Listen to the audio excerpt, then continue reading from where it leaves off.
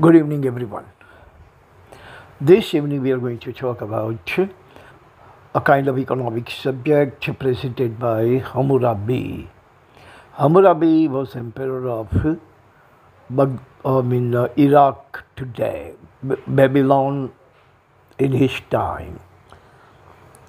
He was very fond of poor people. He wanted to do every single thing for poor people. He wanted to lift the poor people out of poverty and obliterate the poverty from Iraq or Babylon.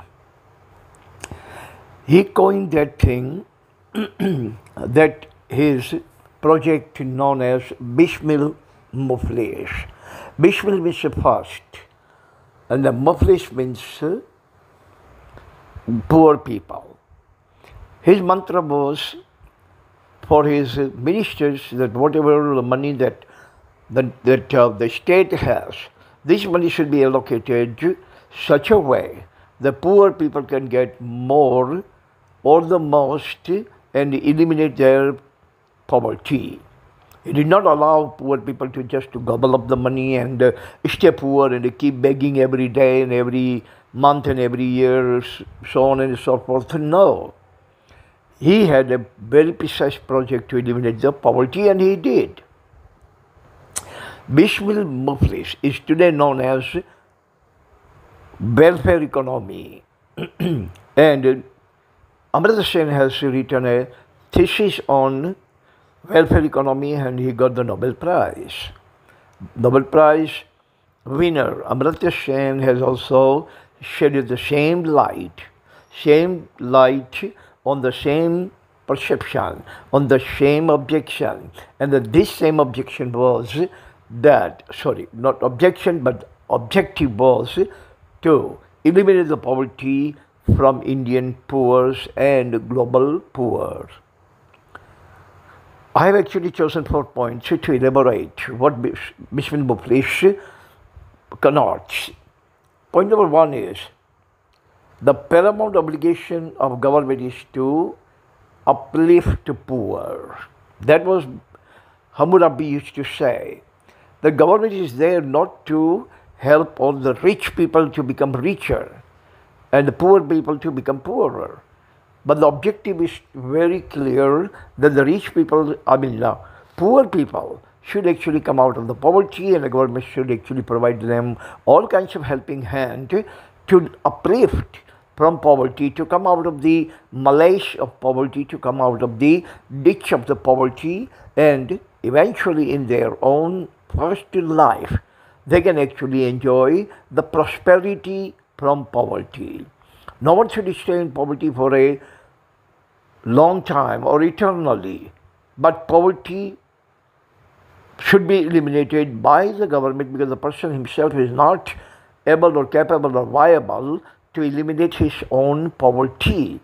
Government should actually provide all kinds of helping hand to the person, and in this way, the poor and the government both are going to join hand in unison and eliminate the poverty. Point number 2 is government must not ditch poor in misery. As we see today, the poor people have no value, no viability. People have no any kind of importance or significance to the government. Government always thinks about the rich. Government thinks about industrialists. Government thinks about Tata, Birla, Bajaj, Hinduja, and Reliance. These are the people the government actually makes the contacts, and these are the people who have access to government.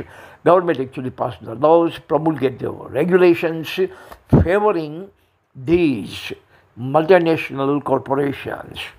And the poor people, government doesn't give a hoot about them, doesn't give a damn about them. They are actually languishing in slums and ghettos everywhere in a mega plus, Cosmo plus, Metro plus. No, Hamurabbi did not believe in that kind of stupid mentality or detrimental mentality to the poor people. But his mentality was always helping the poor. He would say that when you ministers, you sit down and make a budget, then large portion of the budget should be allocated to eliminate the poverty from Babylon or from Iraq of today. And they did that. And within a quinquennium or the decade the most, poverty from Babylon was wiped out during the reign or during the time of Hamurabbi. When Hamurabbi died, he saw that there was not a single poor in Babylon. If today's leaders are going to adopt this Bismil Muflis, they definitely can yank out all the poor people from the ditch of the poverty without much efforts. Number 3, poverty obliteration is the primary obligation of authority. Authority always talks about it, authority always repeat this thing, authority always reiterate this thing, authority always tell us during the election time that we are going to obliterate your poverty, we are not going to have slum and ghettos, we are going to provide jobs to everyone, we are going to provide bread and butter to everyone, we are going to yank you out of your misery and every single thing. But these are all empty, stupid promises. Liars always tell you lies. If you believe the liars, then you are stupid. Liar is going to laugh at you on your face that you know that we are politicians, that we are liars, we are congenital liars, we are born liars, we are pathological liars, we have the melody of lying, and still you believe us. Then we are not stupid. You are stupid. So they will talk about it, but they never do anything at all. When I was in the 3rd year of college at the time, Indira Gandhi was campaigning, and her slogan was, Garibi Hatao. What was her slogan? Garibi Hatao. Our professor, Honorable Professor Desa Sahib, would laugh. He would make a joke. He would ridicule her. He would say, guys, you should go to Indira Gandhi and ask her, whose poverty hatao? Her poverty hatao? Her family's poverty hatao? Congress party's poverty hatao? Or poor people's poverty hatao? She says, Garibi hatao. But she doesn't clarify, doesn't specify whose Garibi hatao. And she never did anything, but one thing she did. She did hatao Garibi, but she actually eliminated the poverty or Garibi hatao herself, her family. She made all the congressmen billionaire, herself a billionaire. And still today, look, our family members are living in a foreign country. They don't have any job. They don't do anything. They don't earn a penny. So how they maintain themselves? You can think about it. This is the food for thought. Point number 3. Point number 34. Government must serve mass population and not class population. That is the order of the day. That is the conventional. That is proliferated everywhere. This is ubiquitous. Everywhere in the world, all 195 UNO nations, the governments are going to serve rich people. Now, rich people are not their relatives. They are not their brother-in-law or brother-in-law from their wife's side or their own side. No.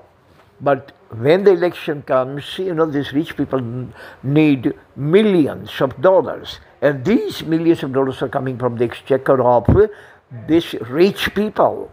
Industrialists actually contribute. Election campaign, and their leader wins. And when leader wins, like they say, one hand washes the other. You scratch my back, I scratch yours. So, before the election, all the industrialists supported, say for example, Mr. Modi. And now Mr. Modi has the power, so Mr. Modi is definitely going to reciprocate and support industrialists, because he is going to need them again in 25, again in 29, 30. So he is not going to actually ditch his prosperous luminary vote bank. He is going to keep them, he is going to serve them, he is going to water them, he is going to flourish them, he is going to keep them, he is going to dance all kinds of dance for them. But in the process, poor people don't get even any scant attention from Mr. Modi. Poverty in India has been rising despite what these liars say. Only those who are totally congenitally stupid always believe politicians. Smart people, literates and illiterates never believe politicians, because politician has always been liar from the time of Socrates, who coined this word politics. Poly means many, and the ticks means the kind of bugs we have in our hair. That is politics. Many Jew in our hair. They are blood-sucker people, like Jew. When you have a dandruff in your hair, dandruffs are going to suck the blood from your brain. These are the blood-sucker. They are no better than all those legs. They seek every single thing from us, take away every single thing from us, lick every single thing from us. They lie, they cheat, they connive, they swindle us, and this is the way they will get our vote. We become emotional fools, they get our vote, and they rule for another 5 years. Who cares? 5 years later, they are again out, and again the same trite, same routine, same lies, and the same swindles. So that's all the time we have. Thank you very much for listening. God bless everyone on this planet. Amen.